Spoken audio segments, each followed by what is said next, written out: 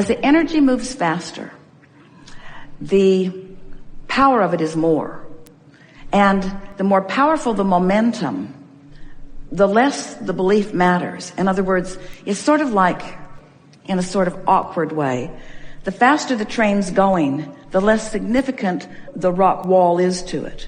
Because if it's going fast enough, it will just blow right through the rock wall. So if you have powerful desire, and your belief is not quite in sync with it, the desire has more momentum. So when you're focused in the direction of your desire, wonderful things happen. But if you get crossways of them, then you have a sort of rough experience. You see what we're getting at? So the ideal situation is to not get too much spread between what you're asking for, what you want, and what you're believing. That really is the most comfortable ride. Deliberately bringing yourself into alignment with your desires. The thing that shuts down the flow is an inconsistent alignment with it. When you think about what you want, but you notice the absence of it, you stop the momentum. Mm-hmm. Or better said, you get momentum going that way, and you get momentum going that way, and you get momentum going that way, and you get momentum going that way. Right. But when you no longer are getting momentum going in opposition to what you want, the momentum that you've already got going, because of law of attraction, is self-perpetuating. And this is the thing, this is why vibrational momentum is a conversation that we want to have with all of you. Because we want you to understand that there is already a vibrational momentum going. Your well-being momentum is already well underway, you see. And when you stop doing that thing you do that slows that well-being momentum, that momentum is really quick to pick up. So when you think about what you want and then you think about its opposite, you slow it down, but your emotional indicators let you know that you're doing that. So then if you go more general and you reach for a general feeling that feels better, then you stop poking, someone talked about a stick in a bicycle wheel that just slows it down. Right. You take the stick out of the wheel and then the wheel moves more freely and the momentum ensues and law of attraction then gets a hold on it and then more and more and more things come. What humans misunderstand most about creation, because you are material oriented, and that's just fine because everything that is here in material form is spiritually based. Everything that you see is. But because you are manifestation oriented, you tend to mess up your vibrational momentum by looking at the what is, which sometimes is the opposite of what's in the vortex and what you're really wanting. Right. Let's see if we can find a good approach to this, because the subject of momentum is the subject that is ready to be explored with more definition by those of you who've been listening to us for a while who are understanding deliberate creation. So we'll start in a basic place. You are offering vibration whether you know that you are or not. That's what we call creation by default. But when you offer a vibration deliberately, which is to say when you think a thought deliberately, that's what we call deliberate creation. When you direct your thoughts based upon how they feel, now you can control momentum. If you say, I want to feel good and I would like this amount of money and I would like this relationship, even with this person, and I would like this bodily condition and I would like to live in this house. In other words, you've been putting all of those things in your vortex. So as you say, I seek these things and I believe that these things are underway. Now you encourage the momentum. You don't slow it. When you say things are working out for me, you encourage the momentum. When you say, I'm living a good life, you encourage the momentum. When you say, look at that beautiful sunset, or look at that beautiful child, or look at that beautiful healthy animal, you encourage that momentum. When you say, look at that poor sick animal, you thwart the momentum. When you say, I don't have enough money, you thwart the momentum, you slow it down. And you can tell when you're doing the thwarting because you feel a diminishment in your solar plexus. Your emotions let you know. So if we can convince you that feeling good allows the momentum, allows the natural momentum. Now, how did the momentum get started? You knew what you didn't want, you knew what you did want.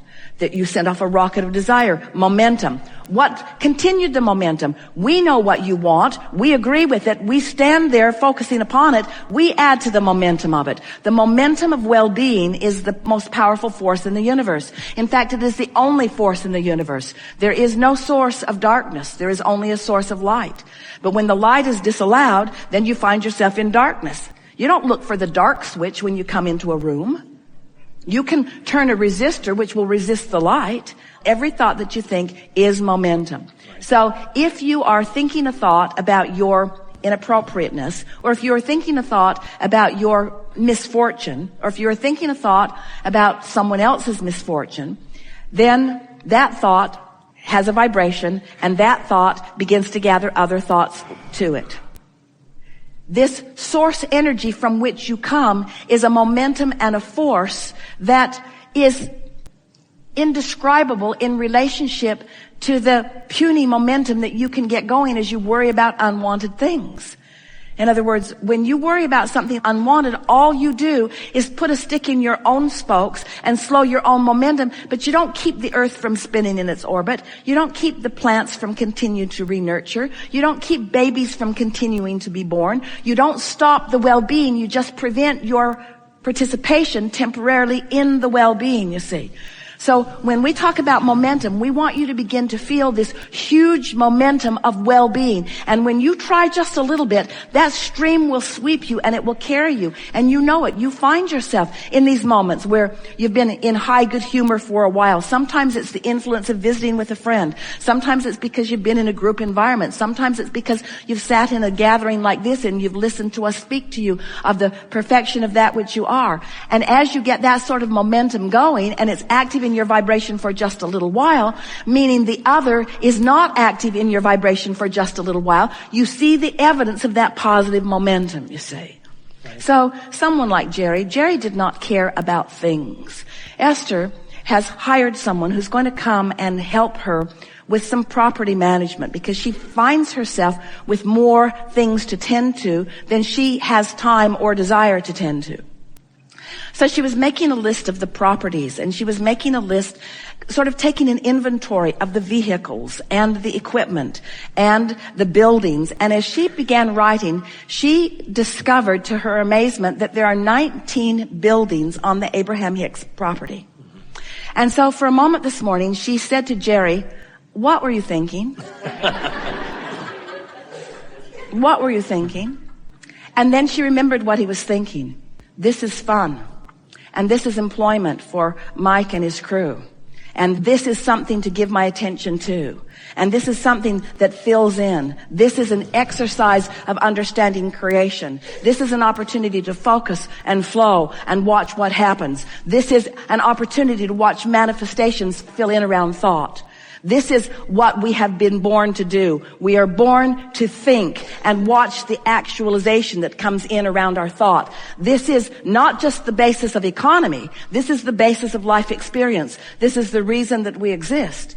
Now, it was interesting to Esther because Jerry did not care about material objects. He didn't have any jewelry at all because he did not care about it. But what he really liked was life experience. What he really liked was engaging in a conversation. What he really liked was watching the universe respond to his thought. What he really liked was watching the actualization of all things that came into play as he would focus. What he really liked was discovering what a pure thought was. What he really liked was understanding his own personal resistance. What he really liked was dealing with his own personal resistance and getting it out of the way. What he really liked was the inevitability of the ongoing eternal life that he was living, you see. What he really liked was life providing a question to him that was fervent enough that it got him pitched in a place that he could hear the answer, because he knew that without life experience that posed the question, that he could not hear the answer.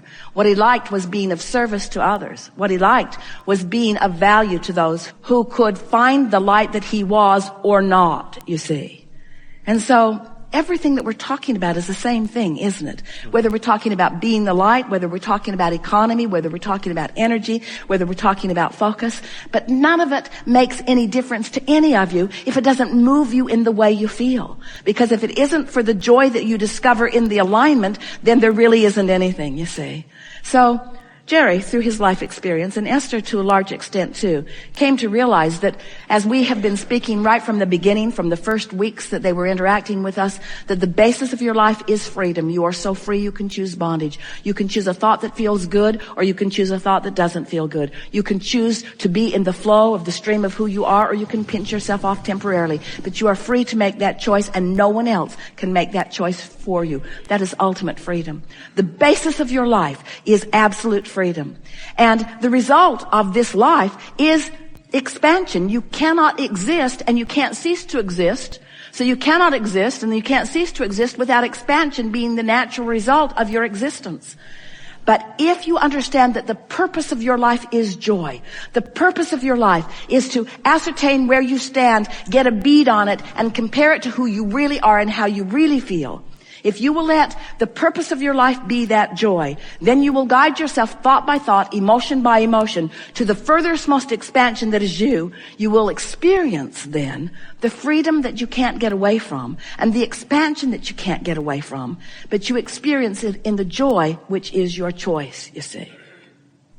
So that's what we've been talking about all day, every day, for those of you who are willing to come and play with us. And there are endless ways that you carve out in order to express yourselves in this physical experience.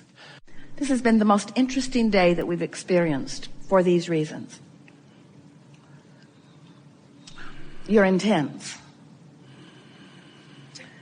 which means you have strong wanting. You're patient, which means you're willing to listen to the long version. You're intuitive, which is what brought you to this gathering today. You're aware.